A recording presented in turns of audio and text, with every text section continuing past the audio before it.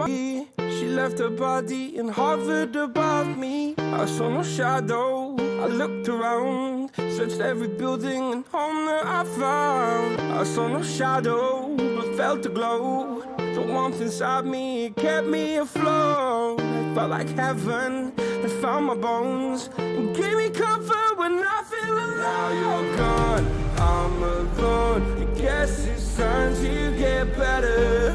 Through the pain, I will go alone. If I fall, break my bones, I will scream even louder. 'Cause I'm not dying alone. I lost my best friend to 23. She left her body and hovered above me.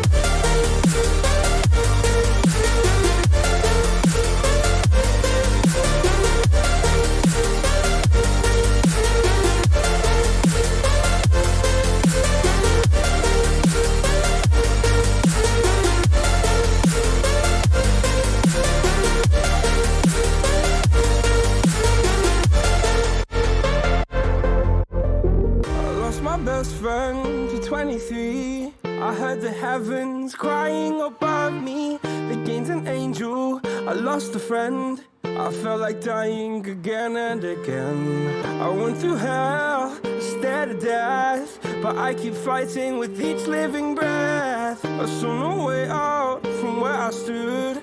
Felt like the fire had burned me for. Now you're gone, I'm alone. I guess it's time to get better. Through the pain, I will go alone. What is going on, everyone? Welcome back to another episode of the Aggressively Average Angler podcast slash live stream slash, I don't know, circus show. We're going to have a lot of fun tonight. We've got Brian from Punch Fishing joining us. Brian, how are you today, sir? Awesome, man. How you doing? Doing very good. Happy to have you. And before we get into the show, on what is, admittedly a very somber note, I know we're here to have a great time, but, we have a lot of people tuned in right now from all across the country. And, we just had the Bassmaster Classic down in Knoxville. But right down the road, there's a lot of people who are having, undeniably the worst day of their lives, right? With what happened in Nashville. And I just want to take a second to acknowledge that there's a lot of people having a tough time. We hear you, we see you. And while we are going to have a good time, again, there are some people having a horrific time. So we just want to acknowledge that and just say, we hear you, we see you, and, you're in our thoughts. So with that, though, we'll get on with the show. Want to mention our sponsors, Monster Bass. Thank y'all very much. I have a garage full. I have like 26 rods from Monster Bass. Just got delivered. I cracked one of the tubes open because it was like mangled. And I thought I was like, there were 6 rods in one tube and it was mangled. I opened it. They're all safe. So we got a full delivery, which honestly, it's like 50%. If you get a rod in a rod tube and you see one that's like cracked, you're rocking 50%. So we got all of them. I can't wait to show them to you guys. I was kind of blown away. And I will say we got to talk to the rod designer because we are working on an ultralight rod with Monster Bass. We got to talk to the rod designer last week. We've got to get him on the show. His knowledge, like just his innate knowledge of like these weird but like very important and intricate details of rod building was unreal. Let me ask you this, and maybe Ryan, this is a good one for you. If someone were to tell you, where do you think a rod will break, like on its own, not you smacking it or cracking it or something, where would you guess the vast majority, and it's like 60% or more of the time a rod breaks under load, where would you think it would break? I've broken them. It's where the stress is going on the fibers the most, which is probably down towards the bottom or the middle. Is my guess, because I've broken them like right in here. Yep. Yeah, on like a fast action or a medium fast, Right. where it's like really not the tip. It's where, because the tip is giving. It's where the fibers have the most load. check this out. And Am I wrong? you're very close.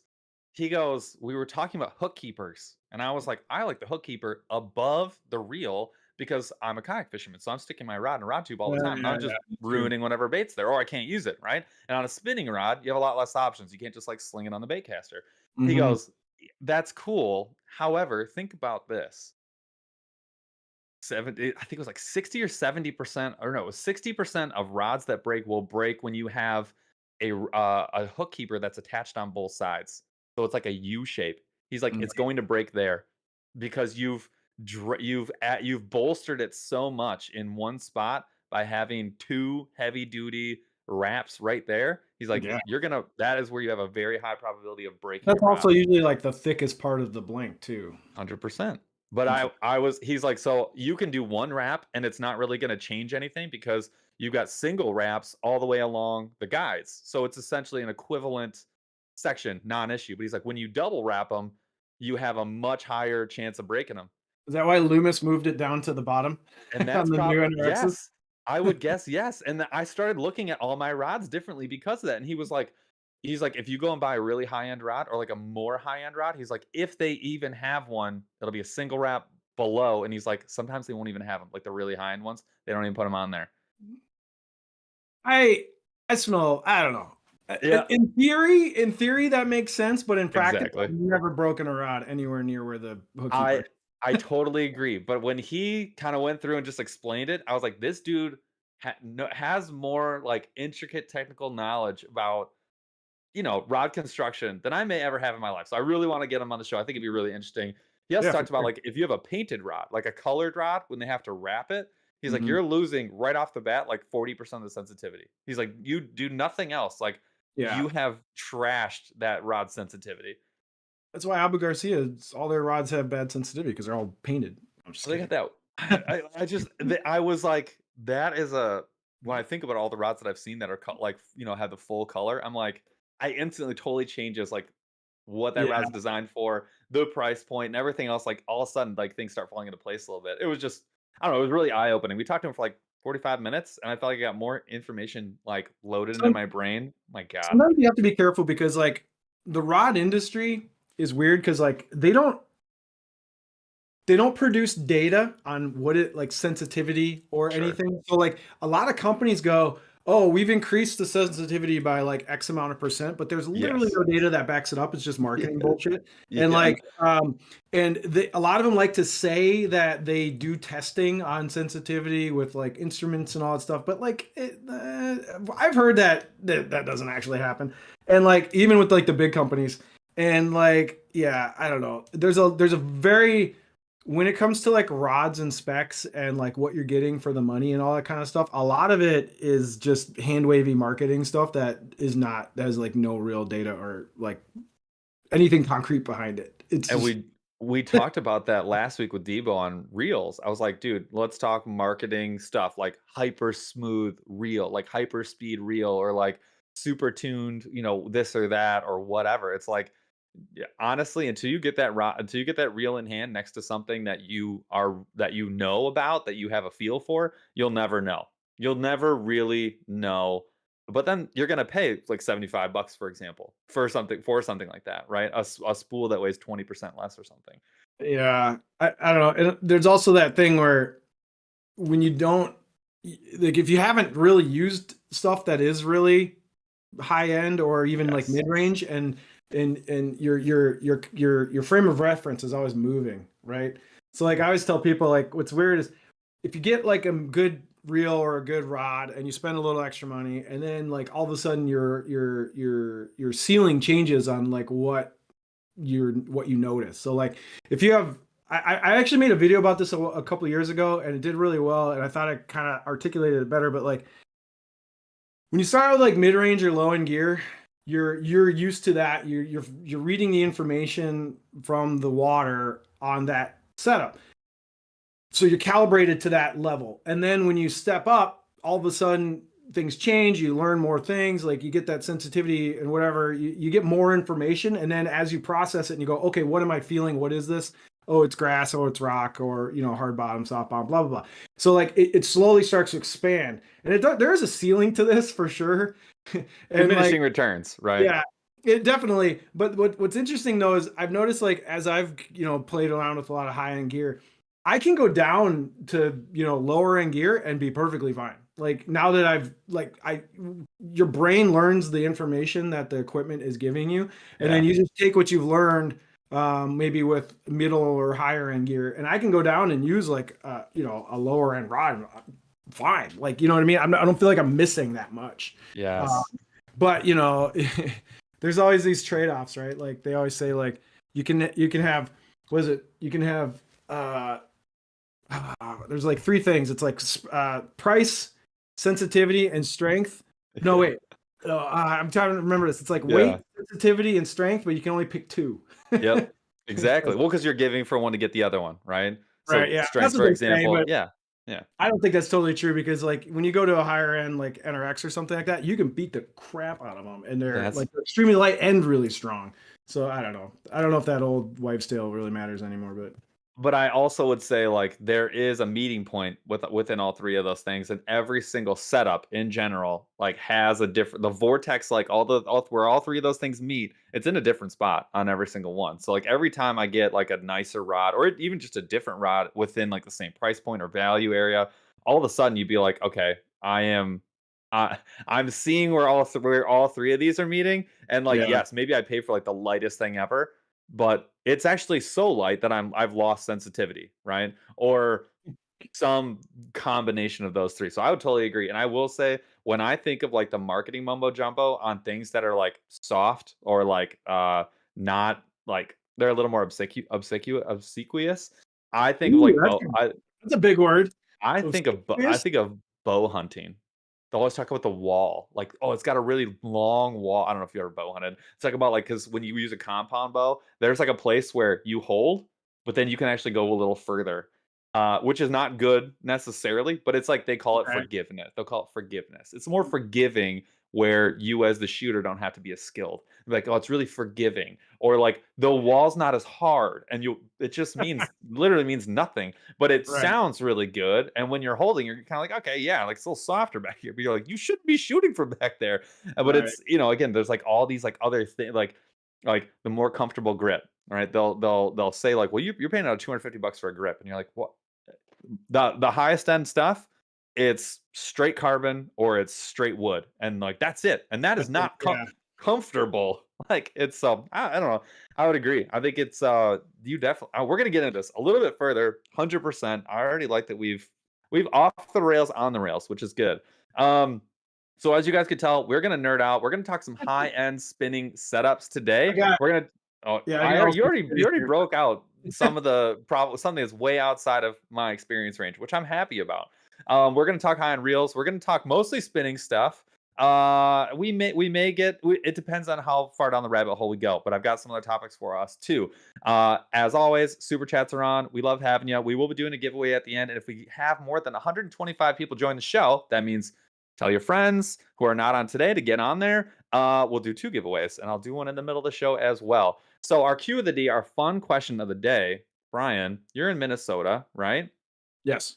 So that means with this question, you're like an impartial judge, okay? Okay. Who has the best style of pizza? Is it New York style, Chicago style, or is it I don't even know if you know what this is, Detroit style pizza? Yeah, yeah, I know Detroit style. They're trying to market Detroit style up here. Oh yeah, it's New York by a mile. Like not By a even close. mile. Yeah, yeah, yeah. Do Just do we not like just the regular soupiness? New York pizza is Do we good to go. not like the soupiness of the Chicago style? Uh I I'm not picky on pizza. They're all fine. Oh, The best deep dish I've had is so I go to Chicago once in a while for work. yeah. And yeah, I went to the original Uno's, the old one, Yeah. like in downtown Chicago that's like this big. The hallway. Yeah. That place had like out of all the Chicago deep dishes, that was the one I liked the best. Like it was really good. Can I tell you what I hate about Chicago style pizza? I Go like the ahead. taste. I love the idea. Just decadent, like the most decadent pizza you could have, and it's for sure Super soupy. buttery crust and it crunches and It's great. But you know yeah, what sucks about it? Halfway through your first, we'll call it square, you get the like there's so much salt in the sauce. it's a lot of Your yeah. mouth just gets shredded. Like I feel like I've eaten 3 bags of sunflower seeds when I'm like halfway Yeah. through my first piece, and I don't like that. That's like not a good eating experience for me getting shredded. No, I think Chicago style pizza is just a treat once in a while kind of a I would thing. agree. But it's Yeah. kinda nice when you get it. I love New York style. I like Detroit style, and we get it all the time because all the places around here have it, like being in So Michigan, right? We have where it in everywhere. Michigan are you guys? So, think Ann Arbor. Okay. west of Ann Arbor. So Jeff's like an hour west of Ann Arbor. I'm like 30 minutes west of Ann Arbor. So like right here on the mitten. Okay. So we get Detroit style. I have a Jets. I have the only sit down Jets on planet Earth. You probably never heard of Jets Pizza, but you do have them. I have one down the street. I was gonna say, there's literally Jets Pizza like 2 minutes from my house. I was like, you have a couple. So that's Detroit style pizza, and that's actually I think one of the better Detroit style pizzas that's out there. One of the better ones. But Jets is expensive. Like they're like there's like 7 pizza places around my house, and Jets is probably the most expensive. Oh, that's kind of surprising. They are middle of the road here. They're not cheap, but they're not spendy.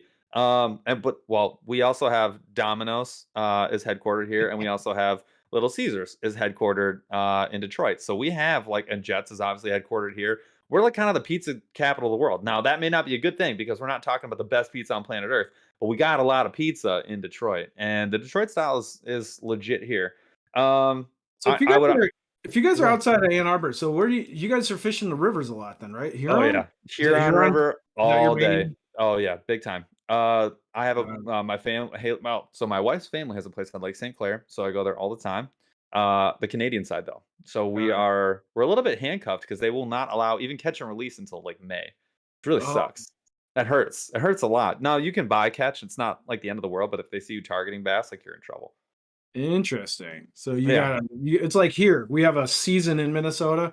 Exactly. So in Minnesota, like our bass is closed till basically around Mother's Day when it's the season opens. Yeah. But what's nice though is Wisconsin changed their laws a couple of years ago, and I live about 45 minutes from Wisconsin, and I have a camper over in Wisconsin. So like as soon as the ice is out, I'm in Wisconsin. No way. Right away. Yeah. So I fish a lot in Northwest Wisconsin. So like. Have you ever fished part-time Wisconsinite? Have you ever fished Mille Lacs? Oh yeah, it's about an hour 20 minutes north of my house. That one's closer to you. I had the great fortune to fish Mille Lacs with somebody who knew it last year in May. Was it May or was it June? It might have been June. It was awesome. I beat him up pretty good, man. And I'm not like a bed fisherman. I don't ever bed fish for largies or smallies. And I was catching multiple 4 and 5 pounders. We had 2 days. I was in a 10-foot kayak that I'd never been in, and absolutely slapped them. And Mille Lacs was, we're spoiled. We have a lot of great smallmouth water here, rivers and lakes. Mille Lacs is legit though. It's really, really good. Yeah, Mille Lacs isn't okay. So Mille Lacs is interesting. It's not what it used to be. Sure. Mille Lacs has an amazing smallmouth fishery, giant fish. Like if you want to if you want a chance at 4 to 6 pound smallmouth in Minnesota, the Mille Lacs it's probably got the most population, but it is getting a lot of bass pressure. So so I don't know if you know this, but Mille Lacs has had pretty restrictive walleye. Mille Lacs has always been a walleye lake. 100%. It's like a walleye religion up here is walleye fishing. But they basically shut down. They've shut down harvesting on walleyes for like the last 4 or 5 years, and so a lot of the walleye guys don't go there as much. But because of all the great bass fishing, you go to the ramp in the morning on Saturday, and it's like 80% bass boats. It's just like bass boats everywhere. And a lot of the same reefs and like good boulders and stuff kind of get pounded. You got to go out and find your own thing, and the fish are getting smarter. Back in the day, you could go to Mille Lacs and have 50, 60, 70 fish days, and now you can go to Mille Lacs and literally not get a bite. Like you can hit all the reefs, you can hit all the spots, you can catch maybe 2 some days. Oh my god! Especially in the middle of the summer, because the fish get. That makes me feel so much better. No, it can be brutal out there. People get so bummed when they go there and have a tough day. Well, because your expectations. Because there's giant fish in there. And but I guess my advice for Mille Lacs nowadays is pretty much early spring, late fall, skip it in the summer. Because Mille Lacs gets an algae bloom. Middle of the summer, it gets the water's super clear in the spring. They spawn. Then when you get into like July, there's a good algae bloom and the water quality gets green. And the fish are not as active, and that's when a lot of people go walleye. Like the walleye fishing gets good, but the smallmouth fishing kind of takes a dip. But then in the fall, when you get right up until the snow starts flying, Mille Lacs can blow up again and get really good. The fish start schooling up, and if you get on them, you can get on them. But go super early in the spring or right at the end of the season, but like middle of the season, you can have some brutal days out there. I have brutal days everywhere just because I'm not that good. But I'll tell you, man, that makes me feel a lot better because I mean, even with very limited, and I mean like almost, I'm not gonna say I've never done it, but I've almost had zero experience bed fishing. And being in a kayak, even standing up, like I'm 3 feet lower than someone on the deck of a Right. bass Yeah. boat, right? And so my visibility is a quarter, right, of what someone who's on the deck of a boat is. I mean, there's guys like they're literally like, you can't see that fish. I'm like, I can't even see the bed. Forget Yeah. the fish. I can't see the Yeah. bed. And they're like, and you got to drop. I mean, you got to drop your Ned rig or whatever you're using, right? You got to drop your bait in front of the fish, probably within like a 1 foot circle. Like that's Yeah. your You got to target. drop it right on their head usually. Yeah, I don't know, smallmouth bed fishing is pretty, it's too easy. I don't like doing it because it's like, I hate it. That's why I've never done it. yeah, I don't. So out in Wisconsin, so I go fish a lot around like Hayward, Wisconsin, and those Yes. lakes are gin clear, and people don't really pressure the smallmouth too much. And if you can catch the spawn on like, there's probably about 12, 13 lakes that if you catch the spawn, it's literally like you go out and you got your glasses and you can just see just beds, beds, beds, beds, beds, beds, beds. And you can like go up to them, and I usually like if I'm bed fishing smallmouth, I always use the same setup. I use just a Ned head and a white rage menace, but I chew it down a little bit so it's real short right on the Yeah. hook. Yeah. Just a white rage menace. Throw the white rage menace in their bed. You see it vanish, and then you can literally catch like you could catch 30, 40 fish Yes. in one area, but it's cheating because they don't like anything in their bed. And then I don't know. It's kind of like, They're very, very mean. I will say this though, I caught more fish on a popper on docks than I did bed fishing. oh yeah, oh at Mille Lacs. Oh yeah.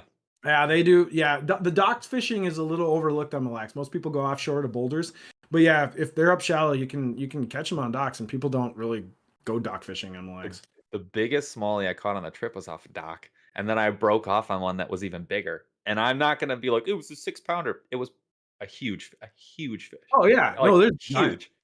my PB smallmouth came on out of Mille Lacs. It was a 6 pounder in the spring on a Ned rig that I caught it offshore. I was just working this one of my usual waypoints and Yep.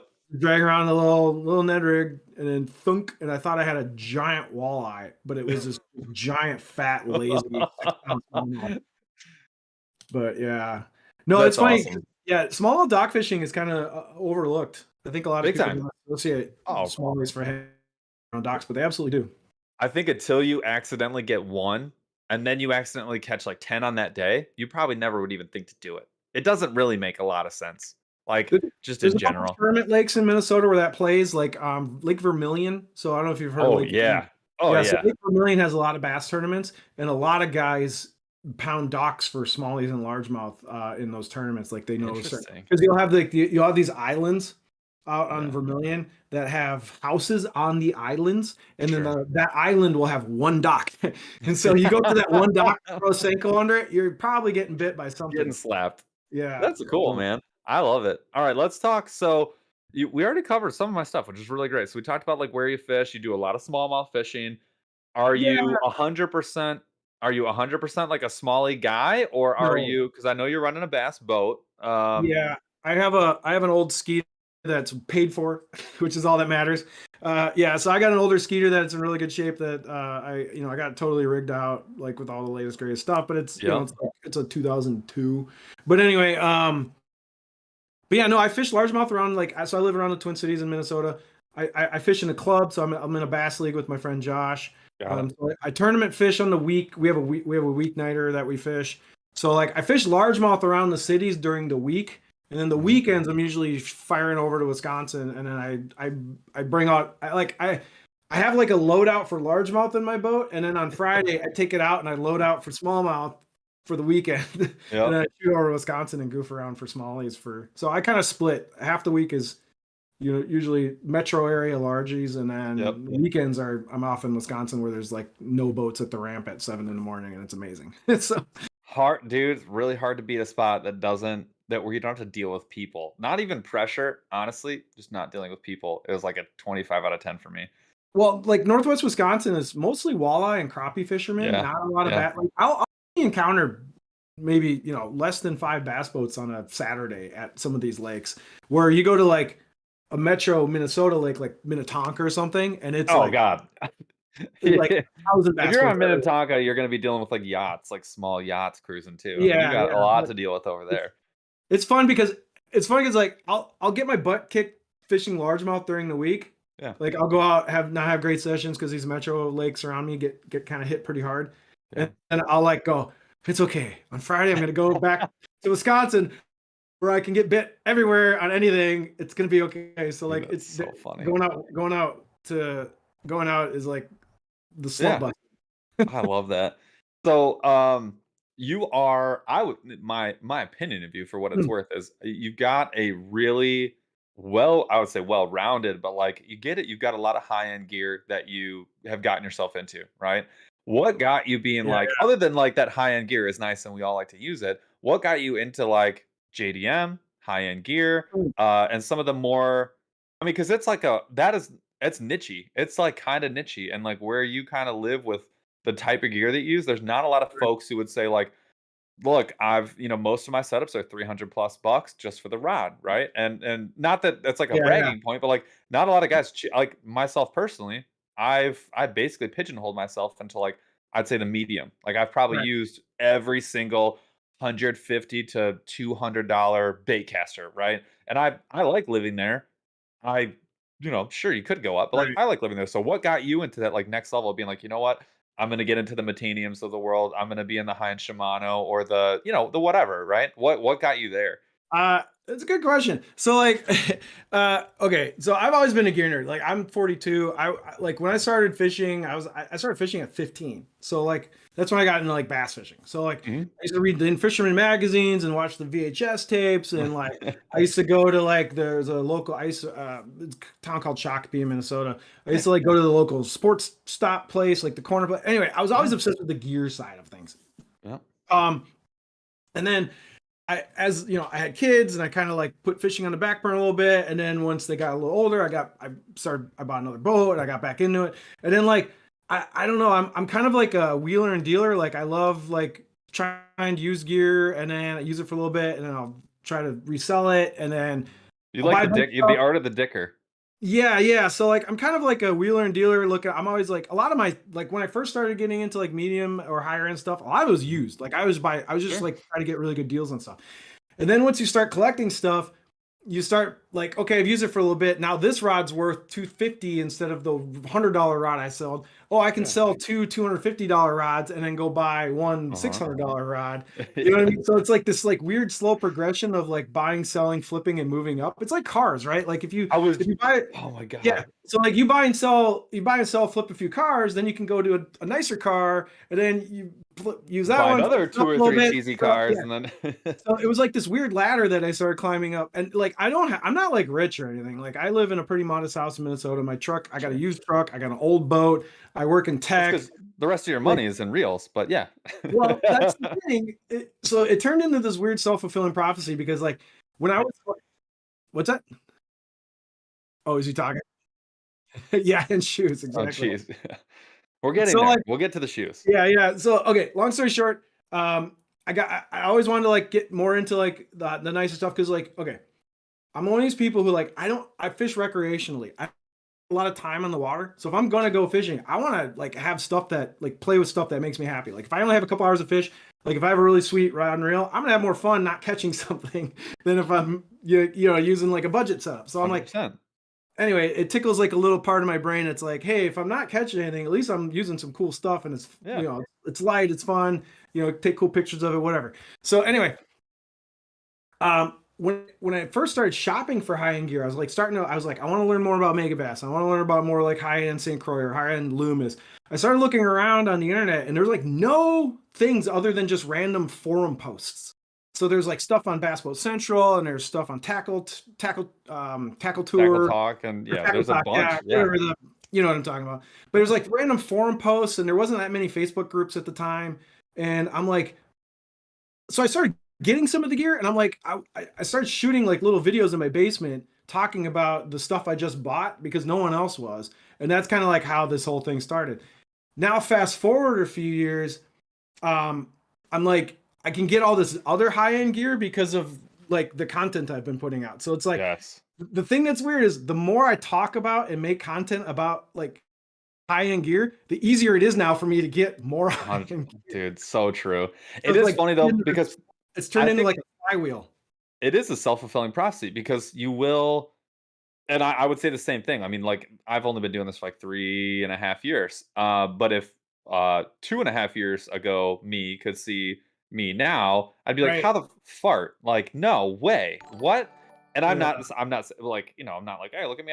I'm not rich. It's just like it does feed itself. And like it becomes a little business. And if you know how to do taxes, you start realizing like, okay, I'm not making enough where I can like funnel this into my income and it's worth paying Right. taxes. You're like, I spend every penny, or at least try to prove that I have somewhat spent every penny that I've earned through Right. this. And what are you going to go spend it on? More fishing stuff so that you don't have to pay taxes on the money. I mean, that's like I mean, that's Yeah. what Yeah. happens, right? And so all of a sudden you're like, okay, maybe I wouldn't have spent all that money on a $6,000 kayak, but I had the money and I needed to spend it. And this is Right. what I spent my extra money on. So all of a sudden you're like, okay, now I have 3 kayaks and I have 15 bait casters, and you're like, okay, well, like here we go. Like you end up, it is like a self-fulfilling prophecy. But I think a lot of people would assume, and rightly so. I mean, it's kind of hard to unless you're in the thing, but like uh that you just spend a lot of your excess money like just No. on fishing stuff. And that's not really what it No, is. it's It's not. how it looks, but that's not Yeah. you're not just like, okay, I got my paycheck,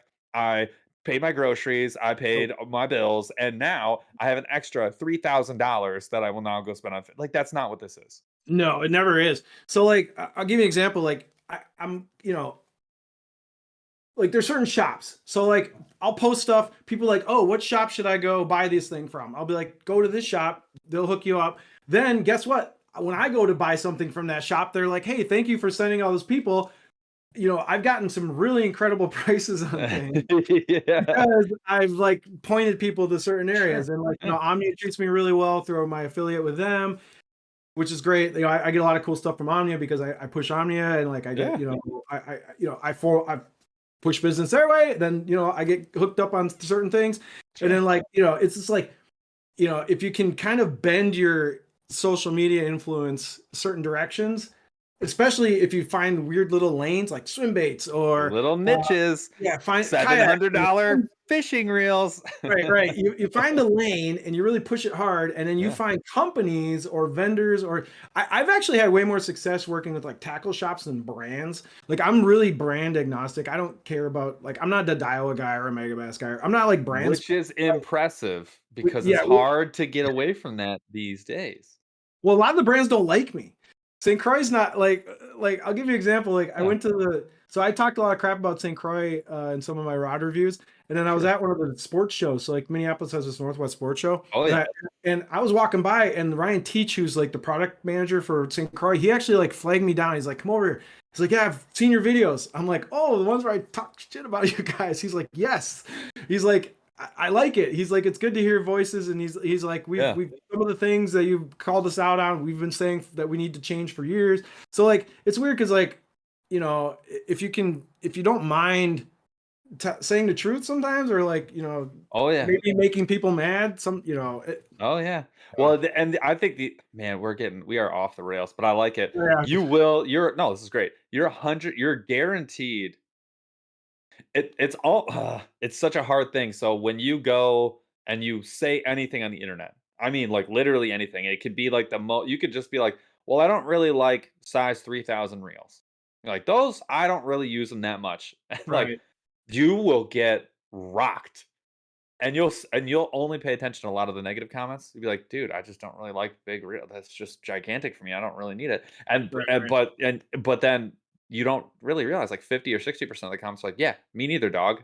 Like but it is very much like Oh, once you recognize that once you're on the internet saying stuff or even just expressing your opinions, you're guaranteed to make like a huge percent of people upset for no reason. mhm. Then just stop worrying about it and don't be intentionally rude. That's not helpful to anybody. But if you're being honest and you're being like pretty objective and you're like, hey, look, I see this. This is my opinion, man.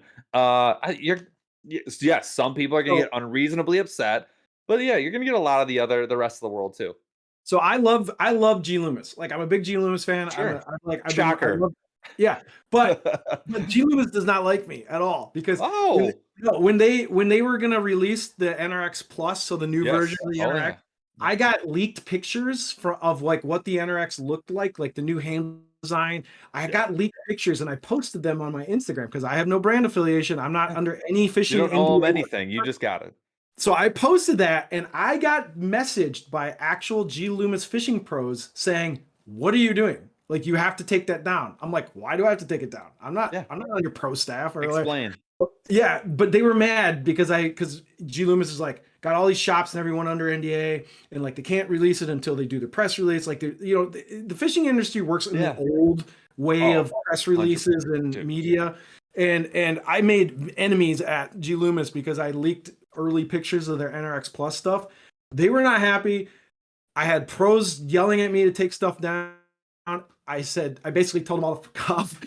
So anyway, point is like brands aren't knocking on my door to like shuck their stuff. So Hey, you know what? But Jeff and I talked about this a lot, and this is the last thing. We'll get to the rods. I promise you guys. yes, Jeff and I talk about this all the time. You as a content creator, when you are treating this like a business, you're like, hey, I'd like to turn this into a full-time job someday. You end up being like, okay, well, if I get a bunch of cash from working with brands, that's great. But then you start getting pigeonholed and you're like, dude, well, now I can't do what I want to do. And then all of a sudden you're like, well, then how do I make yeah, money if I can't talk about what I want to talk about, but at the same time, like and I want to go back to being brand agnostic.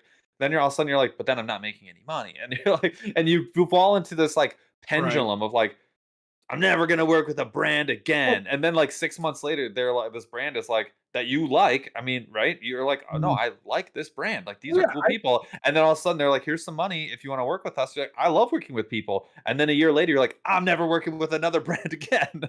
I didn't want to make G Loomis mad, but I also was like, hey, it's my Instagram. I can do whatever I want. Yeah. Like, the, 100%. the more they told me not to do it, I Yeah. have this defiant bone in my body that says, oh, I'm really not going to take this down I'm now. I would get the magnifying glass out and I'd be like, hey, all friends of mine, put these pictures out there. Like, dude, Right. I'm with you. That's personally But another thing. I have also the same trait. like I know you got a day job, I got a day job. Yeah. Like I don't need to like No. make money or a Yes. living Yeah. off of anything related to YouTube or Instagram or any of this stuff. I just do it for fun. Like Yes. and like I make videos because I do public speaking and I do a lot of like presentation stuff for work. So like Yeah. making YouTube videos is like it's like running laps. It's like a flexing a muscle for me, or you know what I Yeah. mean? So like I don't I, being outside of everybody's influence is I think a feature, not a bug. The money side of things is nice but not critical for some people, and it can get flipped. It certainly Right. does.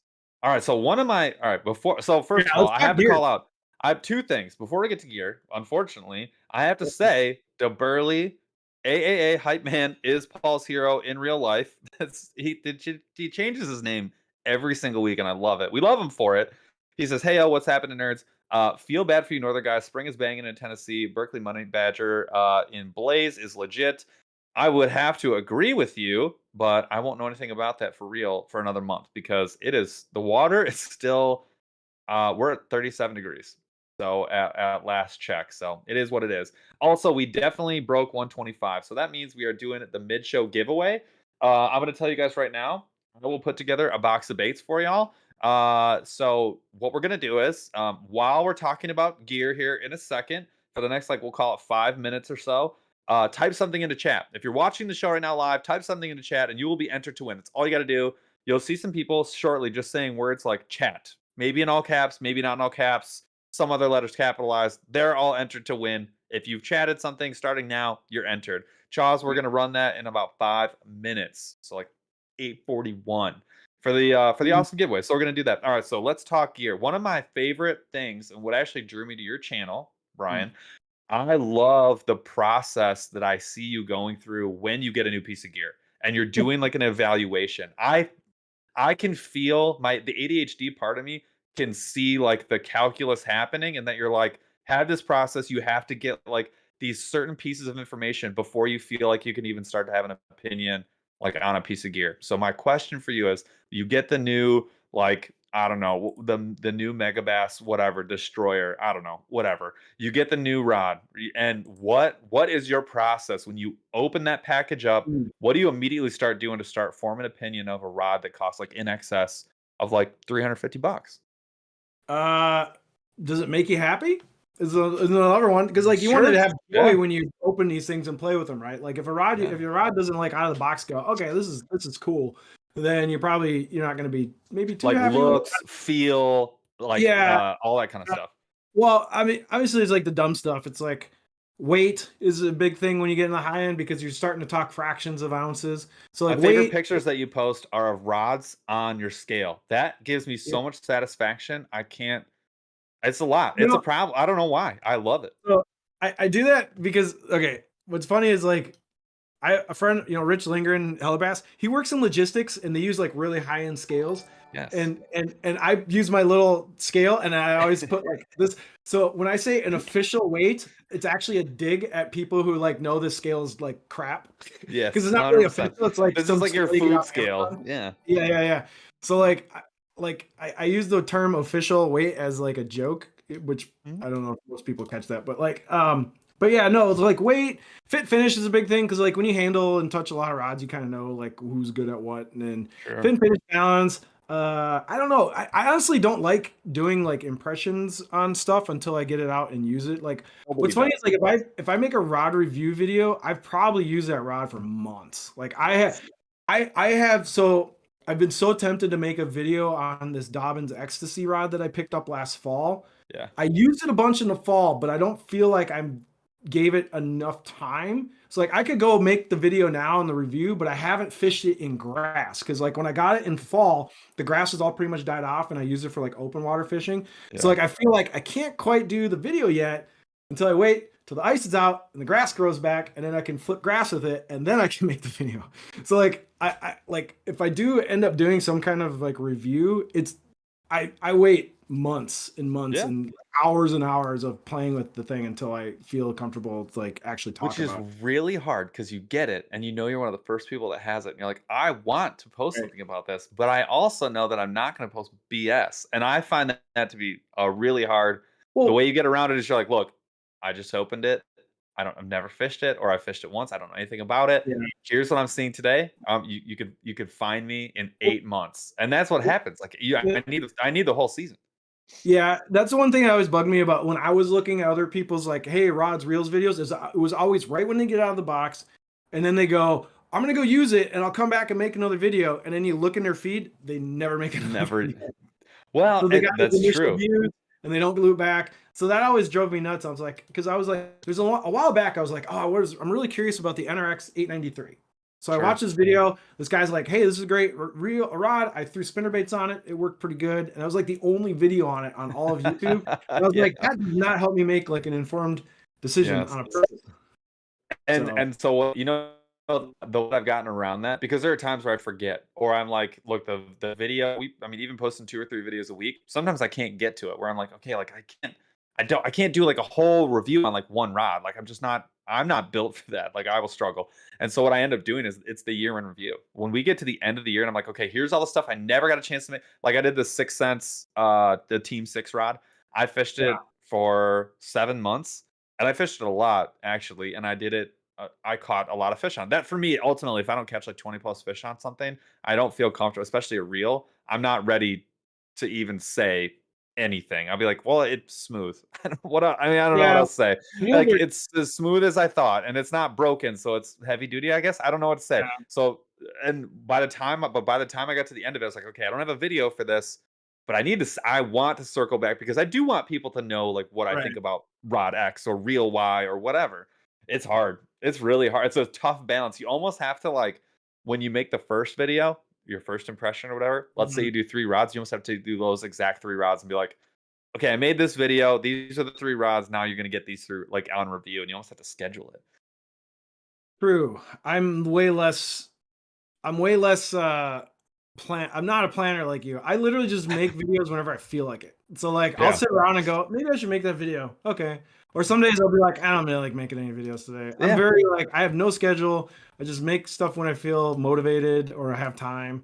And like I probably should be more scheduled and like try to put something out every week. But We're way too, dude. You should look at our posting. It's like literally to the millisecond. We have a system, and we live in the system. Which there's no right Oh, you guys have answer. 40,000 That's followers. that's an answer. It's not the Yeah, answer. So yeah. that's all I'm gonna say about that. That's just like buying high end gear or buying mid or buying low end gear. There's no right answer. You're right. If you do it, you're right. Like you do what's good for you. It's cool, man. Right. Like don't worry about it. So, all right. We're at the time. We're at the time. The people are here. Let's Chas, can we run the giveaway? Can you tell me who the winner is? No, I it's a know that joke. guy. You're joking. It's not Scott Vermonter. Oh my god, Scott Vermonter. So Scott Vermonter wins a lot on the show. We have a running joke that everyone is Scott Vermonter because like he just keeps winning. Scott, I'm gonna offer to you. You know the drill here, Scott. You've been around the block. You have the ability to take your winnings, take them home, and be happy, or you can pay it forward. I'm not acknowledging that you have to do anything of the sort. Just let us know what you want to say. If you're in it to win it and you want it to say, hey guys, thanks. I have your address, Scott. Okay. It's basically I could get it tattooed on my forearm at this point. Let us know what you're in for. Congratulations. We're gonna do another giveaway at the end. So, of the 125 plus that are here, go ahead and stay here. My brother. Wait, I'm losing it. I have not seen Scott. We'll see what he says. Okay. So let me ask you. That a boy. Good man, Scott. All right. We're sending Scott Vermonter another box. Scott, I'm gonna send you another hat. I got a freaking sweet Fish Lab hat I'm gonna send you. There you go. In addition to all the other stuff. It's a banger. It's one of my I have Good. two of them. That's why you're getting Note one. If that. I only had the one, you wouldn't get it. All right. So we have let me ask you this. In the last if you had to pick like a hierarchy of like high end brands, right? So Okay. you're looking at like right now you're holding on to let's do this. Oh, I What was is just gonna right show now? you. So your viewers might be interested in this. Sorry to Hit me. step on your No, question. no, go. So this is the exact combo that Gussie used to win the Bassmaster Classic. Like Yep. this setup. So he had a Stella, the new Stella FK, and then he had the NRX 873, and I think he was even running 10-pound Power Pro. This isn't Power Pro, but anyway, Yeah. this is the classic winning rig that he was using to throw the Demiki rig. This setup.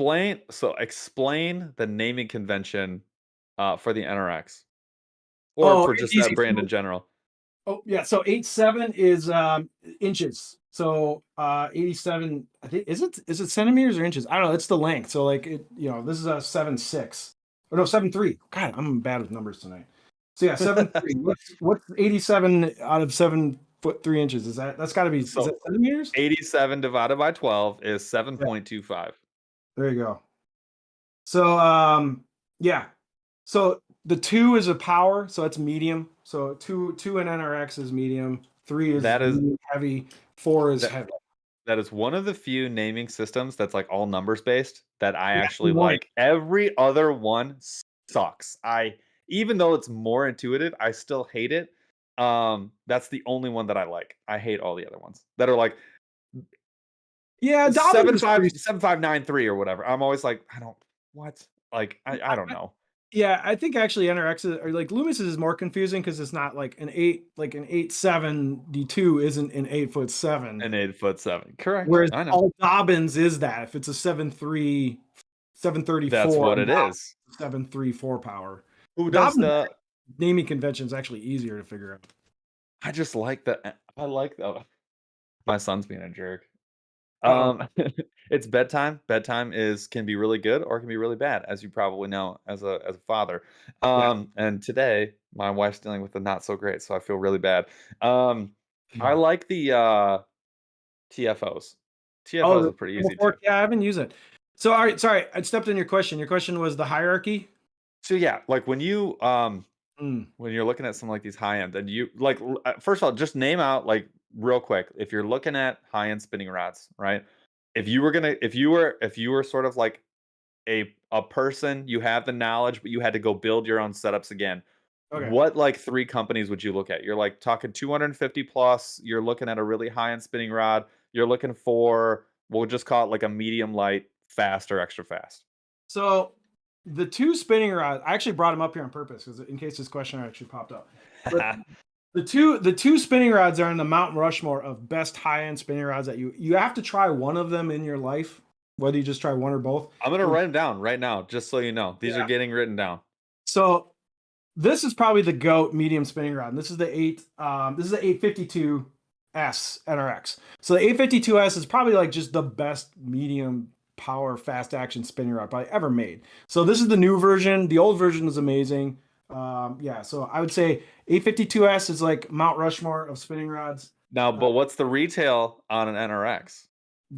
I don't even remember. I'm gonna look it up. Yeah, that's they what raised the prices up. But this rod is amazing. Like, it's so fun to use. Like the 852S, it's like if you're a shaky head, if you throw shaky heads, that is the best shaky head rod on earth. You will never find another shaky head rod. I find this interesting because a lot of people talk shaky head and they don't always mean the same thing. I mean, like some people talk shaky head and they're talking like 1/8 ounce or like these really small weights. Some people are talking shaky head, they're like 1/4 ounce to 1/2 ounce, more like standard Texas rig weight. And I get to a place where I'm like, I don't necessarily know what that means for me. Personally, I love shaky head fishing. I think it's like I would take a shaky head these days over almost anything else. Like, it's one of my favorite ways to fish. I have two rods. One of them's it's actually a heavy, and then the other one is like a medium light. So you would like the 852S because the 852S is okay. So to me, shaky heads are either 3/16 or quarter. Like, that's kind of the two weights I play in. I'm with you. Yeah, 3/16 quarter. But like, to me, the weight of the shaky head isn't so big of a deal because like in Minnesota, we're always almost fishing grass. Like, grass is king. You got to find the grass.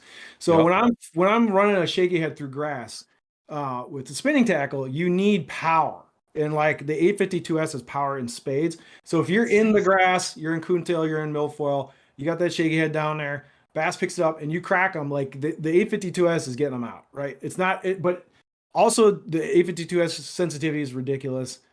Extremely strong. Like, I've wrenched pike out of grass with this thing, you know what I mean? It's just it really good power, really, really light. You can fish it all day. And the sensitivity is ridiculous. So it's an amazing Senko rod. You can absolutely Ned rig with it. You can absolutely throw like finesse jigs, almost any finesse technique you can do on an 852S. Like, that's Mount Rushmore of spinning rods. Retails for $650. And then we had a question. I think you may have actually answered it. The Burley says, please explain why it's better for shaky heads. My answer is, there's this weird combination of sensitivity and power, and where the power comes from in the rod. I like to see it like not quite in the extra fast. It's got to be like one step back from like it's like a true fast is what I like to see. But it should almost feel like almost feels like a heavy rod. Almost. I really like having that power because you've got a lot more hook to deal with than you do with a Ned rig. It's also covered by plastic, and then you got to jack them. You really do. And I'll be honest with you, the sensitivity on it too, it comes from more bottom contact with a shaky head than with like even a Ned rig. Because sometimes I'll swim a Ned rig or I'll let it float or be on slack line. I don't do that much with a shaky head. So the shaky head on the 852S, you can throw it in the grass and you can feel when panfish are hitting it. Because when you're in the grass with a shaky head, bluebills are just nibbling at it. Like, yes. You can tell the difference when the panfish are nibbling it or when it's picked up and off the bottom and a bass hat. Like, you can tell exactly when that happens with like a nice high end. Yeah. You absolutely can. So the second rod is the one that Gussie was using. And if you talk with most deep water fishermen, they will mostly have, like especially all the Shimano guys, they always have these 872s. So this is basically the same rod as the 852S. It's just got a much more whippy tip. So it's like they just added a couple inches, made a softer tip. This rod is, if you fish deep water, if you're fishing even heavy deep drop shots, if you're dragging finesse jigs, this is an amazing paddle tail swim bait. So if you're fishing paddle tail swim baits in anything deeper than 12 feet, like you can go down to 3 feet in this thing. It's amazing. And also, I have anxiety going further than 20 feet so many times out of, like, it's crazy. Yeah. Also, this is an incredible Nico rig rod. So if you fish Nico rigs in grass, this rod is the rod for fishing Nico worms in docks, grass, shallow, deep, anywhere you're throwing a Nico rig. The 872S is an incredible Nico rig rod because you don't need necessarily that hook set power on a Nico that you need with a shaky head. Yep. So this gives you that softer tip to just kind of do a lift set. You know what I mean? Just kind of Yes. lift up. Yeah. But anyway, this is an amazing smallmouth stick. Like I use this thing all the time for paddle tails, like spark shads. I'm throwing on this. Finesse jigs. You So can like throw 332 or higher. Wait. quarter. This can go up to you can go 3/8 to maybe half. Quarter is its sweet spot. Like I'm Okay. fishing 1/4 ounce paddle tail swim bait with jig heads down in Yep. rocks in like 20 Yep. feet, 30 feet of water with this thing, and it's you can feel everything. Really cool. So that makes way more sense because like my mind says like Demiki on that one, big time. But that makes a lot more sense now. So But I'm anyway, assuming are you running straight fluoro? no. Always braid. Yeah. Braid every day. Braid to a liter? Braid to a leader. Yep. Yeah. Okay. Absolutely. That's See, you know what? all my spinning setups have the same 10 pound. I throw a lot of Daiwa J braid Grand. That's kind of my favorite. Is that I've the tried a gold lot one? of braids. What's that? Is that the gold one? What color's The the box? what's that? Red. What- Oh, okay. Yeah. Yeah, so I throw a lot of Daiwa J braid Grand. That's kind of my favorite. I just I play started around with other messing. braids. Oh, go ahead. What strand? Is that the 8 strand or the 4? It's an 8. Yeah. So Dude, it's comparable to Super Slick V2. It's yes. a nice 8 carrier. It's Super a nice. little noisy. So the J braid Grand is a little noisier than some of the other 8 carrier braids, like coming through the guides, but it Uh-huh. casts further. So Super like good. it's not as limp as Super Slick V2. It's a little stiffer, which makes it cast further. So I want that extra. I'll take that a little extra casting distance with a little noise. That doesn't bother me. It's the right balance though. So the J braid, that 8 strand, I bought the 3 different levels that they have, and or the 2 that I messed with out of the 3, and I actually for ultralight, which has like become like one of my favorite ways to fish. I love the 4 strand Okay. because it's ethereal. There's nothing to it. It is the smallest, thinnest, most non-existent thing, and as long as your rod is loading really well, it casts so well. And the sensitivity is insane. And as long as you have a high vis, you get a lot of bites that you may still not feel, but you can see every one of them. It's a Yeah, really great. I love that line on like a 132, 164, like really small, you're right. really like true ultralight. The 8 strand is pretty much my go-to, and I have that in their neon green is really weird, but I've come to like it. It's like a really like green. It's not a lot of yellow in it. But yeah, Well, the 8 and the 10 are like my go-tos. I've kind of gone backwards on the high vis line. I pretty much always just run green. The high vis thing doesn't it doesn't No? matter to me. I don't think like everyone's like, oh, you can see the bites, and I was like, I have no problem seeing green line. Like I don't know why everyone can't see their green line. Like It's why do not you that need bright ass yellow line? You know what I mean? I don't work. it might be something to do with being so close to the water though. Because I don't Yeah. have a lot of line that's exposed. And I do a lot of wet waiting, and that's where I actually find that I have the best advantage is when I'm wet waiting is when I really want that like yellow or bright green where it's like there's high contrast. Because again, there's not like I've only got like 4 feet, maybe 5 feet of line out of the water, depending on like the angle at a time. Sometimes maybe 3 feet. And so I really like having that. I'm also that 4 strand when it's that small. I like having the high vis. I do. Oh yeah, no, it's totally personal preference. I would agree. I got plenty of fish with high vis. I got plenty of fish with regular. Yeah. Colors. It doesn't matter. It's whatever you want to do. I fish a lot of really clear water in Wisconsin, and I'm just Same. like, do I really want bright yellow line down on a rock pile or smallmouth or like in a big pack? It's such a good point. It's such a good point because even with fluoro, like you can't have that long of a leader unless it's really long. Like my longest, Right. it's like a 22-foot spy bait leader. Sure. But like you're not going Right. to have that on most of your setups. You're just gonna be banging into your guides the whole time, which you don't want to do. So it's like you're right. It is such a good point that you are doing a trade off. And all of my medium heavies, like which I don't use that much on spinning gear, they're all bright, like dark green. I have almost on a bait caster. I don't think I have a single one on high vis. Not a single one. Right. So it's kind of like it is such a freaking stupid thing. I should just like give up. I like that a lot. That's good. All I right. don't So know. I have I try to I try to keep things a little as simple as possible with like, not getting too creative with the line colors and all that stuff. It's like just Yeah. green or black is fine. I messed with white. I'm gonna be messing with white all season. It's like I cannot wait. I'm White? gonna, Oh, dude. like spider wire white? No, I've never used spider wire as long as I live. I probably just made somebody mad, but I can't do it. It's not for me. Stuff's way too stiff. But there's not a lot of brands that make low weight, like 4 pound white.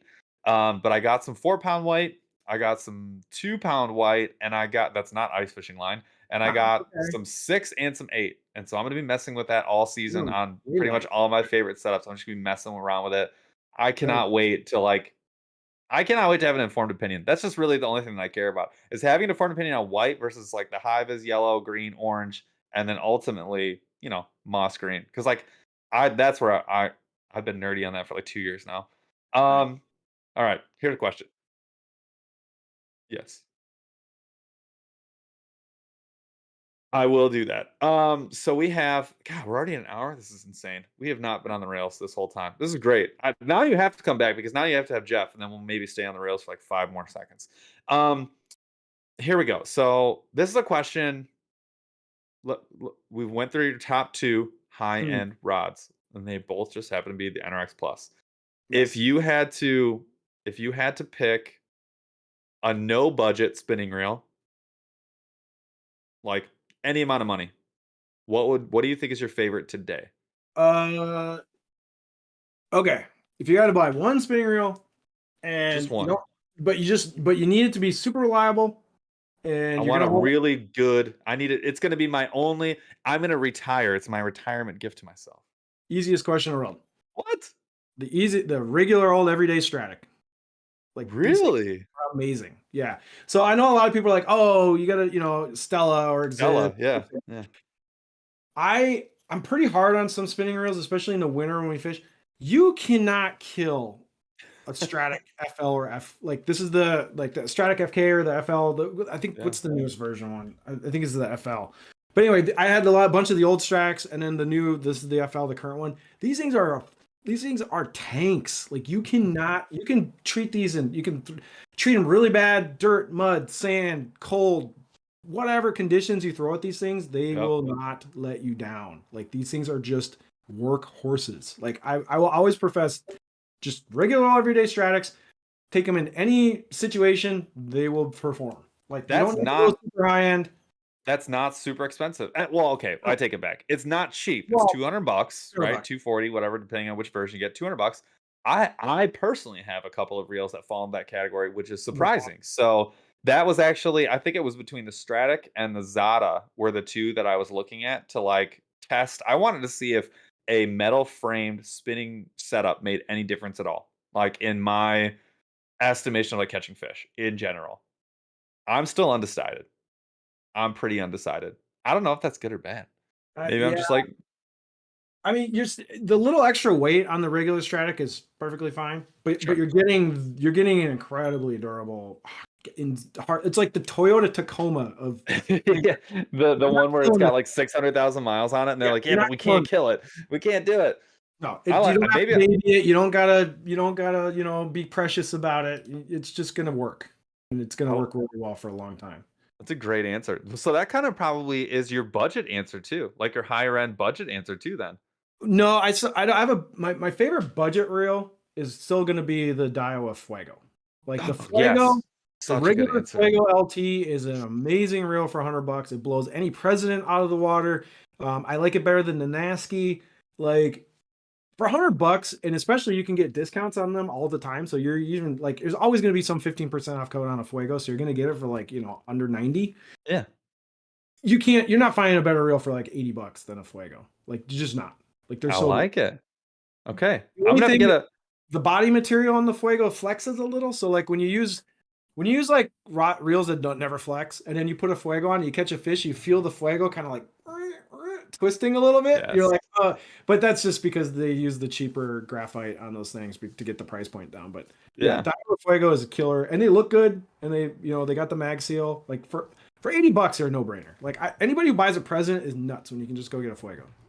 I'm gonna go buy a Fuego because I have to put it up against the Okuma Saimar, which has been a revelation for me at $50. Yeah, the Odd, Simers are in Minnesota. Places sell a lot of those darn things. Like it's every tackle shop you go into in Minnesota, there's there's those Okuma Samars sitting there because dude. ice fishing nerds love them and the walleye guys love them. I'm glad I found my people because I've been preaching that to me, Those especially if things you're are an ultra great. if you're an ultralight fisherman, you cannot the 500 size Samar is a dream for Right. that price. It's such a good value. I have a hard time not recommending it. And again, I mean, we're on the Akuma team, so take it for what it's worth. But like, Right. I've used a lot of spinning reels, and I think for $50, like, oh my god, you're getting a lot of value. So I'm gonna put the Fuego up against that. And then maybe they have the HD, which I do really like. It's pretty nice. I don't think it's worth the money. I'd still just go with the $50 version. Right. Unless you're like a big Carolina, like 1 ounce type of fisherman, or a big spinnerbait guy, or a saltwater fisherman or something, and you really want like the bigger, beefier one. But like, dude, I'm gonna put the Fuego against that. I should do that. I feel like I've only used one twice. 2 times I've used one separately. So I have to go get one. Yeah, they're nice. I'm guessing they'll probably get a reboot at some point because like basically Daiwa's rebooted everything down, and I think like now that they rebooted the new Tatula, so they got the new Tatula LT. I was gonna ask you about that. Yeah, I'm guessing that the next reel to get a facelift is gonna be the Fuego, but I'm gonna guess it probably won't be till next year. So you So, mentioned the rotor on that one, I think. Was that the one that you mentioned the new rotor on? oh yeah, they just went with they got to make the new Tatula lighter than the ballistic. So I think one of the ways they did it is they made the rotor on this thing is totally different than the ballistic, but other than that, they're pretty much the same bodies. Sure. They look different, obviously. You get the Yeah, it's facelift. weird. People seem to hate this design on the new Tatula. Like I got almost all the people who like messaged me about it were it was all negative. Like they were Is it like, just because it's black and silver and they don't like plain colors? well, because the old one was just totally murdered out in flat black, and it I looked know. awesome Yeah. because it looked like an Accents. So it was like Yeah, all dude. so it was like Yeah. a $200 reel that looked like an Accents, and people loved it. And then they Sure. added all the silver bullshit to the new one, and a lot of people are like, "That sucks. They should have kept it all It murdered looks out." like 100 other reels. Yeah, it looks like anything you get at Bass Pro now. Yeah. That's a good dude, that's a really good. So Daiwa was making the Bass Pro stuff for a long time. The Um, Cabela stuff. They were making the that was Cabela. what it was because I Yeah. still have one. I still have one. It's the They best had the $80 I ever spent in my life. I was yeah, like, yeah, this reel is I put $75. Like, this is insanely good deal. yeah. Cabela's whitelisted Daiwa reels as Cabela reels, and then when they got bought out by Bass Pro, all those stuff got disconnected or Well, discontinued. I'm glad I still have mine. It's still one of my like I still walk around being like, yeah, I killed that purchase. I had no idea what I was doing. I just bought it and it was like the best. It's such a good reel. Um all right, so before we get to the fun stuff and we'll get out of here cuz I know we got you for the hour and we're over. Oh, I'm fine. Uh, I will ask the same question. So we know what the high end rod would be. What would be like okay, I'm gonna get a solid rod, but maybe my price point's in like the 150, $200 range, like a nice rod at a very competitive price point. There's so many players Yeah, there. the $150 to $200 price point is like really a logjam right now with like What if you said 225, like somewhere a little bit past that? yeah, Not I don't 300 know. bucks. I can't afford 300. I see 300. I'm like, God dang, that's a If you're gut punch. looking at if you're looking at any rod with a 2 in front of the price, hmm the X Pride is king. No one makes a Oh, rod as nice or as good as an X Pride for anywhere in the 200. I know X Prides are like 275, 280, Sure. but that little bump up is worth every penny. Like X Prides have like the fit and finish of more expensive rods Yeah. in a sub $300 price point, and they've expanded the line now with the X Pride Bs, and they have even like more selections. You're not gonna find a more like well balanced fit and finish is ridiculous, sensitive, really durable because they have the wrap on them. Yeah. I forgot it's like the X. I don't know what to call it X wrap, but anyway, no, it's not X wrap. It's the other thing. But anyway, point is like they're super durable. They're really light. Tons of different options. They look amazing. Yeah. Yeah, like they are the king in sub 300. Like anywhere from 250 to 300, no one's unseated the X Bride. It's the best.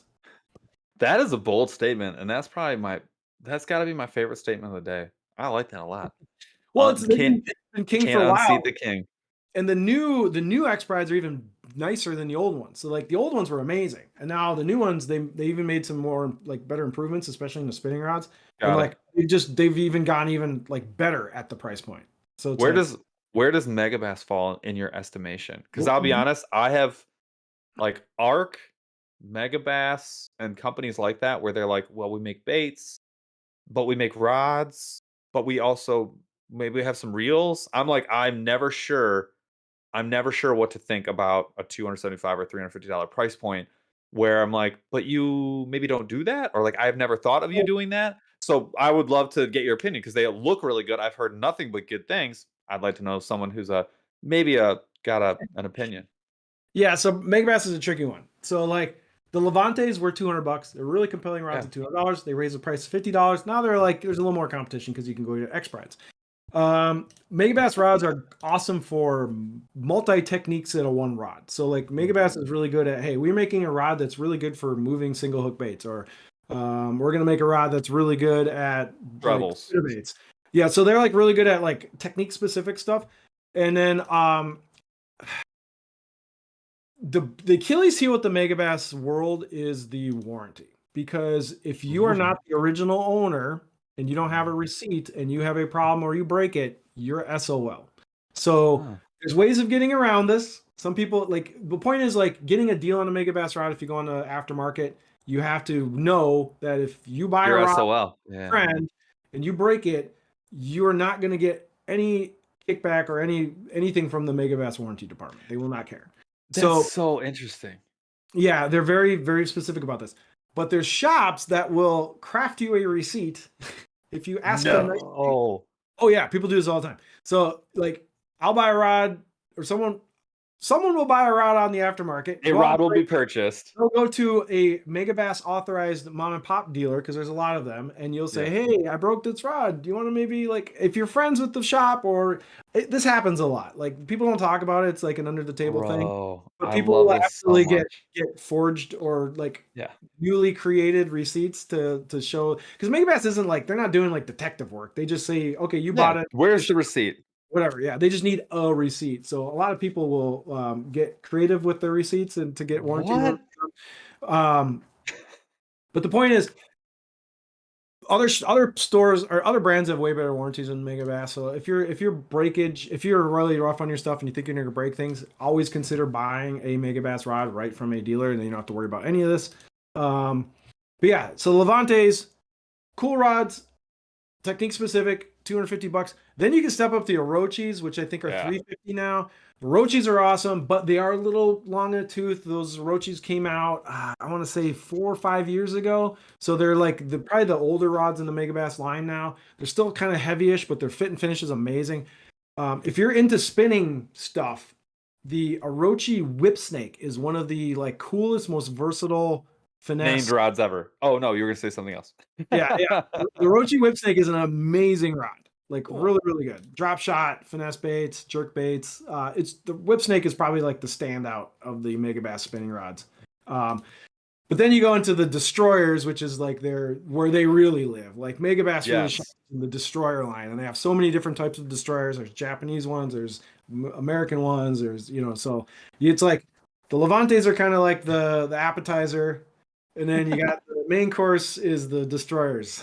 I was this far away from getting one just to like sate my curiosity. Like I had this just like I don't know. And Arc is the same way. I want to buy a whole Arc setup, maybe get two of them.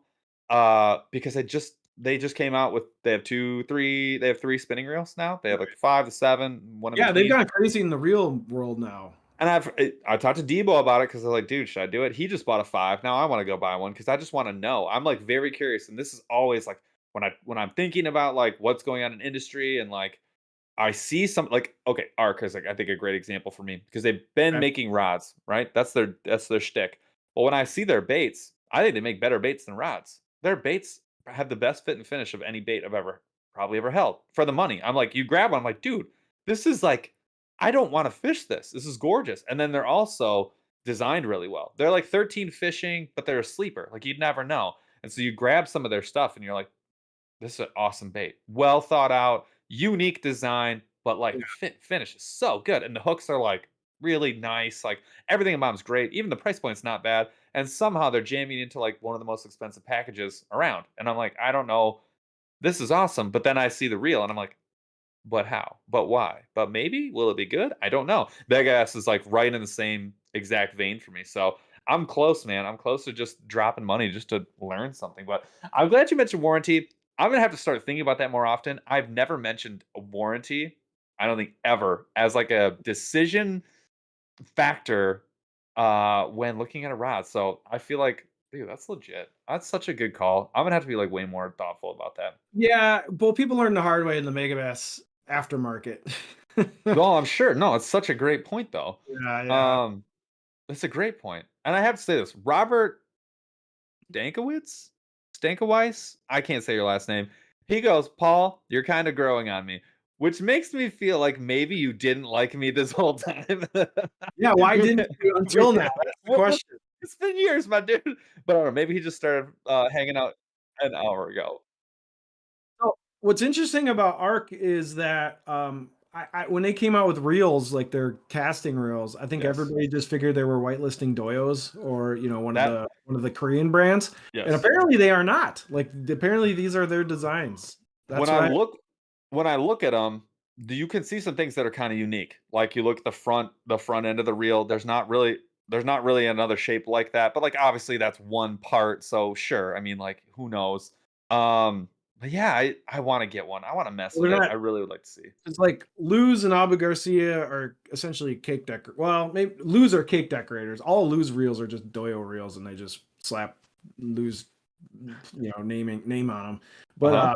yeah, so like I don't know. I'm curious how well the Arc stuff is selling. Like how many It can't people be are you that gonna good, see? dude. That Yeah, it's I was gonna say, got how many people are you gonna see out with Arc They casting reels? also but they also it's just gray and black, all gray, all black, which is cool when you have it, is not cool on the website. So, like, you go look at Tackle Warehouse, whatever, go look at the reels.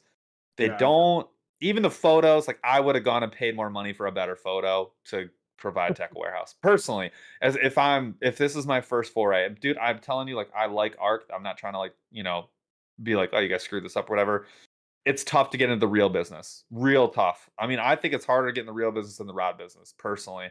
I think Oh yeah. it's People are very brand tribal when it comes. super like Shimano or die, and, like, you don't get that as much with rods, so I feel like it's really tough. I Um, I was I don't kinda know. soft on I was kind of like, um, I wasn't, like, super into Shimano casting reels for a while Mhm. until they kind of got me back with the new Corrado 150s and the new Bantam. Like, the improvements they Oh, made on the Bantam is so good, and then I really like the new Corrado 150s. I'm like, "Okay, Shimano, you got me back." Like, because 'cause I'm not a Debo big fan of the Metanium B, like, the new Metanium, I'm not a big fan of, and, wow. like, I don't know. All the I'm gonna brands. s Well, go ahead. I'm just gonna buy stuff and send it to you, and you tell me if it's good. Because like, I Oh, I don't you know don't I need don't me to do know I couldn't get a hold of a reel that expensive and be like, "Nah, ain't for me." I, like, don't know if I could do it. But again, it's not my world experience. It is yours, so I love it. Yeah. Man, I love it. The new Bantams are amazing because they made all the little my little nitpicky things I didn't like about the old Bantam. They fixed them all in the new one. And yeah, it's just so much fun. It's like you use the Bantam and you're like, okay, like this is worth the money. Like it's that good. Like I've used Bantaniums, I'm like, these are not worth the money. But you use the Bantam, you're like, okay, there's some like this reel's badass. Now I gotta dude, my list is, like, getting way too long because like, there's no way. Alright, let's get into Slow Rolling Thunder. I'm saving the rest. I had, like, 38 other questions. We're not gonna even touch them. We're gonna Yeah, save them for when Jeff is back, and then we'll let Jeff ask the questions, and I will just, you know, be the peanut gallery like I usually am. Alright, Slow Rolling Thunder. Everybody, if you know, you know. Question number 1, after this question, we're gonna do another giveaway. Standard show giveaway. It's probably gonna be maybe you know what? We're gonna make it a shirt. I'm just gonna send you a code for a shirt, and you can get one of the Burley shirts. I think we need to start doing that, I, and we'll I'm call not it. gonna lie, I really like your guys' Ned Rig shirt, and I gotta buy one of those. Do you? We'll talk about it after the show. We I can. need a Ned Rig shirt because I We can throw a Ned Rig a lot, especially in tournaments. Like I'm perfect a big shirt. Ned Rig. I've been preaching the Ned Rig religion for a while now. Well, then we have the shirt for you. Oh yeah. What are we doing here? Snow. Okay, we do have a couple of. Wait, I can't. Oh, how am I reading this? This is insane. Oh my god. All right. Army Outdoors 88N, the one and the only 24 months with the Snorlax crew. He goes, what up, fellas? The Bassmaster Classic. Sounds like it was amazing. He says, I've met so many awesome pros and YouTube folks and got front row seats. Thanks to Dave Mercer, who is a G, and an announcer as well. And he said it was the best classic ever. Tennessee rocked it. The dude was there in force. I saw him everywhere. I've seen Ralph on so many people's pages. It's hilarious. So, Ralph, I'm glad you had, like, it sounds like the time of your life. Napima, Snorlax crew for 23 months. Homie, what's up? And for our Snorlax crew members, I am working hard on this new shirt that's coming out. So, not everyone's heard about this. I have another shirt coming out. Who's doing the artwork? Is it you? It Is is. that all yours? I'm trying to get better. Well, it's combo. My brother's done some, I've done some. So my brother's really good. He does it professionally. I'm in the learning stages, but I'm up and coming. So I All right. have a. Have you I'll ever? Oh, support you guys and I'll support your art and I'll buy some stuff. that's what I'm talking about. So I have a shirt coming out. Have you ever heard of the Lunker Hunt Spider? Yeah, oh, of course. One eye cast. Sure did. So Yeah. I made a shirt. It's a Lunker Hunt Spider. You can see the hooks. It's very obviously a Lunker Hunt Spider. And then there's a thought bubble, and it says, "I'm a frog." Okay, okay. So it's subtle. It's very Identify as a subtle. I don't think everyone's gonna get it, but the people that do get it are gonna love it. So I don't care. I don't care. This is for me. This is for fun. So I'm dropping that shirt. But it has to be cartoony enough. I don't want to get sued. So it needs to be cartoony enough so it's not like super obvious what it is, but it's obviously Want- my, you know. You don't want those high-powered lunker hunt lawyers coming. Hey, if I was gonna make a joke, I can make it after the show. You're right, correct. So, anyways, I think we'll do a shirt today. I think we need to try that. So I'm gonna figure that out. We're just gonna do it. So today is gonna be the T-shirt, and it's gonna be a shirt of your choice, which I think is great. All right. So here's the question, and how do you enter? Same thing as before. Just chat something, chat anything. If you're live, just chat something. You can win. Okay, we talked about you are a I don't want to say shoe snob. That's not fair. You're a shoe collector of sorts. No, I'm not. Are you I'm aficionado? no, I'm a degenerate sneakerhead. I like that. Okay, degenerate sneakerhead. What one pair of shoes would you like kill to get your hands on? You know, not I'm not that kind of sneakerhead where I'm like You don't these- have a pair where you're like, if I had one of those, Well, it'd be no, I'm freaking not like, sweet. oh, these are grails and I have to have these. Yeah. I'm more of a like, hey, if something cool comes out and I can grab it, cool. If not, move on to the next because there's always new shoes dropping. All right, what brand and what colors would like if they dropped, you'd be like, oh my god, order placed. Well, the one, so I'm a big fan of Jordan 1s. That's what that is right there. Yeah. The one Jordan 1 I don't have in my collection is the Shadows. So it's just a simple black and gray. It's one of the original colorways.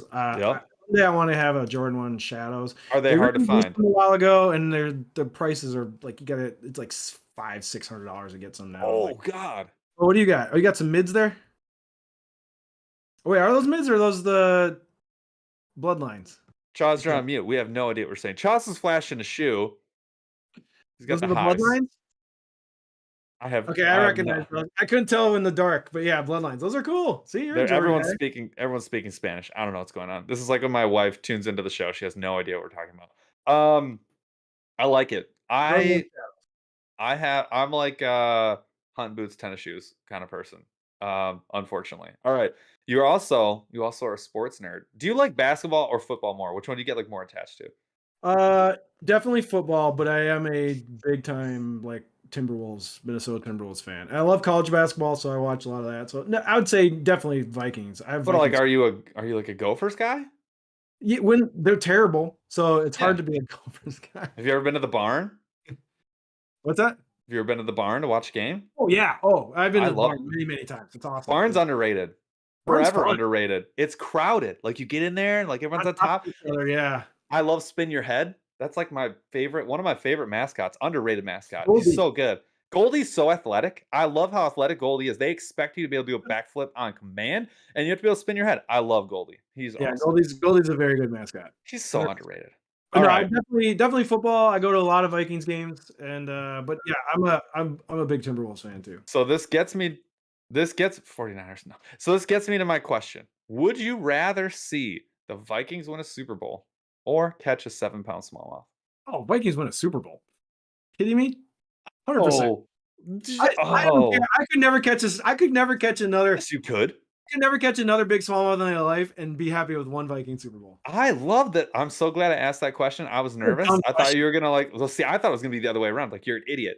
Okay, what do? You catch a 7-pound smallmouth, you take a picture of it, you put it back. Big whoop. You win a Super Bowl, you get like you celebrate that your whole life. I love this, dude. Now, You're I don't- secretly a Metro Detroit father. You just don't even know it. I'm not like I'm not obsessed with giant fish like most people are. Like I just like Sure. going off fishing. If I catch fish, cool. I'm not like, oh, I got to get that picture of like a Yeah. giant. Yeah. I'm like I'm 42. I'm at the point where if I just get out and catch a couple, I don't care what size they're. I'm having fun. Like I'm not one of those like size queens. when I catch a PB pushing smallmouth, my heart go. I like to say the same thing. I do, but when I get one of those fish that I just know is pushing my PB or is broken a PB, my heart rate Oh yeah, skyrockets. it's amazing. I'm not saying it's not I amazing. shake. I'm shaking. It's insane. But I would cry if the Vikings won a Super Bowl. I wouldn't cry if I caught a 7-pound. This is so great. All right, last one, and then we're gonna do the giveaway. So we'll do the giveaway now, and we'll talk while it rolls. Chaws, can you tell us who the winner of the Aggressively Average Angler branded shirt is? Wait, what is it? Tequin Roberts. I see him right here. Tequin, yeah, it's hard, man. It's really tough to be a Vikings fan. I'm not gonna Are you lie. a Lions fan, I though? was like, I'm a pocket Vikings fan. I like to say that, like with I'm a pocket all Minnesota sports teams because I lived there for so long. Well, so long, Yeah, 4 or you 5 can. years. I claim some fan. I still wear my twin sweatshirt. It's my standard gym wear Nice. all the time. That's Yeah. awesome, man. So that's the other thing I got in common with you guys. I like going to the gym too. You guys are workout dudes. You guys are you guys like you guys I see you guys lifting a lot. We do it all. So Jeff is an ex gym owner. I So did not he's know that. very yeah, big time. And actually as his day job, he does a lot of work with gym owners. So he's very plugged into the gym. I also love to work out. We both wrestled. We both played rugby in college. So we are both we're like tied in. And we both I like to work out more than like most things in life. It's like part of my mental, like it's acuity. It's really important for me. So I work out sometimes twice a day. I love to work out and I love to lift. So I work from home all day. I'm in this office working most of the time, and at Sure. the night I need to like get out energy. Like I'm like bouncing off the walls by 4 o'clock, and I'm like, Yeah. so I got a YMCA that's like fairly close to my house, and I like shoot over there, lift for 45 minutes, 10-15 cardio, maybe hit the hot tub, and then I feel way better at the end of the night. You're a different human being. You're not the same. You're molecularly comprised of different atoms after you go to the gym. I'm Oh, convinced. yeah, and if I don't go for a few days, I start getting like really antsy. Like, Just like a pool of sadness. I can't, dude. I don't know what it is about it. It just makes me feel great. All right, Tequin Roberts, did you say anything? You're following the instructions on screen? Is he already crushing it? Are we behind? We have limited time. Do we see him? that's a lot of work. So he's Oh, that's all right. He's in the triangle then. All right. yeah. All right, Tequin Roberts, but he said first time on live. I'm assuming he's working on it. All right, we got him. Tequin, do your thing. Appreciate you, brother. He is the winner. You're gonna win the shirt. We'll handle it. We'll handle the business. All right, last question. I do have one for you. So you've gone to the gym, you've eaten dinner, you've done the things you need to do before you go to rest your eyes. Okay. Okay. But you're antsy. You're kind of like, I need to rest. I'm going to rest somehow. So you go, downstairs wherever you do your resting, your TV watching, whatever it is, right? Okay. And the lights are off. Everyone else in the house is asleep. And you open This up is the getting- refrigerator. this is You getting open like- up. this is getting Oh yeah, adult. I'm painting a picture. You Like, open up you the you open up the refrigerator and you're gonna grab some sort of snack. Ooh, okay. What snack are you gonna grab? Oh, that's easy. Two answers. I always have hummus in my fridge. I'm a hummus and the little pretzel chips. Oh yeah. I could eat that every day, all day. Whoa, I are we like talking every jalapeno kind of hummus? Do we like, have the I buy all pine different nuts? flavors. Are we doing lemon? Okay, so it doesn't matter. It's just like all I rotate the hummusy. Yeah, you get regular hummus, you get boards. Like sometimes I get the jalapeno, some I get the spicy, some the honey. Like I'm just always some kind of hummus. Like I love that. That's like one of All my right. favorite snacks. What about you? Dude, I'm not a creature of habit. I'm like, first of all, there's two categories. It's a dry food or it's a cold food. And like I'm feeling one of those routes. If it's a dry food, I'll be like, dry cereal, maybe some granola. Yeah, I know it's weird, but it's like I can snack on it like for a long time, and it's not like a bunch of food, but I'm getting like some enjoyment out of it. Have you ever had flavored checks? Yeah, of course. Yeah. Kind of a big fan. Horrible for you, but like, again, that would be like something that's in that vein. I've expunged dry cereal from my diet for about 8 years now. I don't Oh touch it. I don't my eat it. god. No dry, like no kid cereal, no dry cereal, no cereal. Like I'm cereal's out of my life. The only reason it's back is because I have young kids. I know my son crunches, like my son blows through cinnamon toast crunch and Captain Crunch. I Hey, if I didn't have young kids, there wouldn't be a box of cereal in the house. That's fact. The other one though, when I go cold, dude, it's like it doesn't matter. Like it could be lunch meat. It's gonna be like like a block of cheese. It could just be like a lot of milk. Dude, I don't even know. Like there's no. Yeah, a lot of times I eat the cheese so fast, the wrapper that separates the slices. I'm of course. notorious for just eating the slices of wrapper because Yep. I'm just like, American I'm food. an animal. I'll just be like, I'm gonna eat everything here. I've made sandwiches, entire sandwiches with like four of those like separator papers, and I'd just be like, well, I've already eaten half of this in 2 bites. I'm just gonna go ahead and finish it. Whatever. Like it's so bad. Um, God, I love it. All right. Questions though. This is good. Oh, and popcorn. I'm a popcorn addict. If my wife makes it, 25 out of 10. Oh, Popcorn's like that's top tier snack food. I 100%. can I can endlessly eat popcorn. Like it just doesn't stop. I mean, that's kind of what it is though, right? Right. Like 100%. All right. Brian, thank you so much for being here. Where if people were like, this punch fishing guy knows a hell of a lot about spinning gear, and I'd be interested to follow him and maybe learn more from him, where would you advise people to go look for you? Yeah, so a couple plugs. Number one, I'm pretty active on Instagram. That's kind of where I post most stuff, especially during the fishing season. Like I don't do a lot of on the water content on YouTube, but I post on the water all the time when I'm on Instagram. So at Punch Fishing Instagram, and then yeah, mostly there. Oh, I have a big Facebook group. I want to plug this. If you guys go on Facebook and you search for something called Bass Fishing Deal Hunters, are you in this group? Dude, I want to be now. You're not in this group. I thought all the YouTubers are in this group. I didn't even know this is Open a dude. browser right now. I don't actually have Facebook, so I have to go get Jeff to go get in it. Okay, so anyway, go on YouTube, search for it's a group called Bass Fishing Deal Hunters, and it's a whole group. I started it with like 20 people, and now we have like 1,800.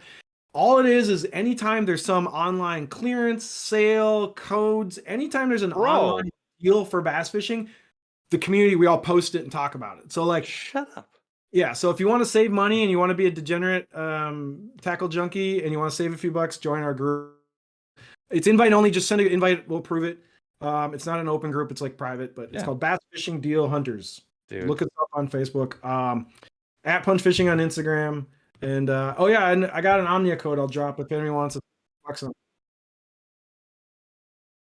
Oh, you're the man. Nice. Charles the best. All right, yeah. Please use the Omnia link. As you all know, we got Debo over there, Tackle Warehouse. It's a good way to support somebody and then move business in the right direction. So please consider doing that. Go check out Punch Fishing. I will, if you're listening to this as a podcast, I will post this in the link below, and you guys will be able to find him quite easily by just clicking a button if you're listening to this on your phone. So, dude, thank you so much for being here. This was a ton of fun. We will have to have you back with Jeff next time, and I will make up more fun questions for us. I just had about 9 people try to join the group. That's the best. So we had, I have to mention this before we go. I don't know if it's still on there. I need to go look. We got a code for fishing line from Soft Steel because they're getting rid of Soft Steel, which kind of sucks because their green braid, their green braid is like legit. It's super good. And it's on like all the basic sizes. There's nothing like super great about it, but like it casts well. It's durable. It holds its color better actually than a vast majority of other braids. They had 70% off at the time. Again, I don't know if it's there. It still could be 70% off. You could get a 1,600-yard spool for like 20 some dollars. It was insanity. I still think it's that you will never get a better deal on braided line in your lifetime. It's free. So I will post that if we get in there and it's still up. So here's my suggestion. if you find a good deal, buy the things you want, get your yeah, it's orders good in, call, and then dude. post That's it such a in the good group. call. Because as soon as you post to the group, you have 1,800 people that are going to go Empty in it and buy out. all the stock. Yeah, so That's great. always, Good. always make sure you take care of yourself before you post in the group. So many goddamn good tips. This is awesome. All right. I'm going to go ahead and take us out. Brian, thank you so much. This was a ton of Thanks for fun having me. chat. Thank you all. We broke 125. We're going to have to raise it to 150 because it keeps happening. And I think that's awesome. I owe somebody a box full of tackle. And I told you a Fish Lab hat coming your way. And someone's getting a t-shirt. Tequin Roberts, my dog, is going to get an Aggressively Average branded t-shirt. Thank you guys so much for checking out the show. Have a wonderful rest of your week. Next members only, August 11th. Join if you haven't joined. It's a ton of fun. Not August, April 11th. I don't know why I said August. April 11th, coming in hot. I think it's But coming. everyone, yeah, sometime. Everyone have a great night. And Charles, would you please do us a huge favor and take us out? Took a swing at a wrecking ball and I prayed for my downfall, and I found a way to reconcile, 'cause in my heart it's not worthwhile. It's a bloody battlefield where some go down, others heal. In the end it's all the same. All you can do is play the game. Oh, do we say goodbye?